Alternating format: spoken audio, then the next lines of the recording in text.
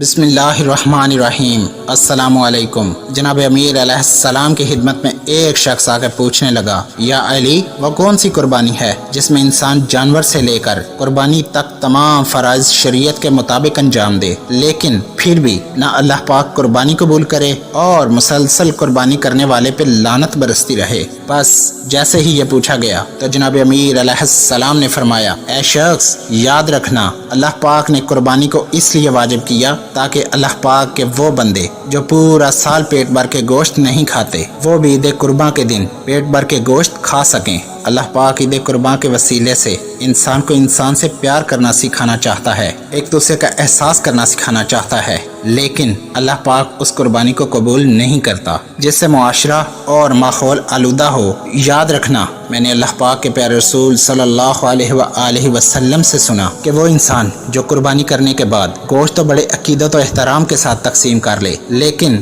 جانور کے وہ حصے جو کھانے کے قابل نہیں ان کو محلے کی گلیوں اور سڑک پہ ایسے ہی پھینک دے تو اللہ پاک ایسے انسان پہ لعنت بھیجتا ہے۔ اے شخص، یاد رکھنا، جیسے قربانی کے وقت اللہ پاک کے لیے قربانی کرنا، اللہ پاک کی مخلوق میں گوشت تقسیم کرنا واجب ہے، ویسے ہی یہ بھی واجب ہے کہ انسان قربانی کے جانور کے وہ حصے جو کھانے کے قابل نہیں ان کو ایسی جگہ پہ رکھ دے جہاں سے شہر کا ماحول آلودہ نہ ہو، بیماریاں نہ ابھریں، کیونکہ جو انسان قربانی کے جانور کے وہ حصے جو کھانے کے قابل نہیں گلیوں میں پھینک دیتا ہے، قربانی کے جانور کے خون سے اپنے محلے کو گندا کرتا ہے، تو اللہ پاک ایسے انسان پہ لعنت بھیجتا ہے، اور یوں اس انسان کو نہ قربانی کا ثواب ملتا ہے اور نہ ہی اس انسان کو اللہ پاک کے دربار سے عظیم اجر ملتا ہے۔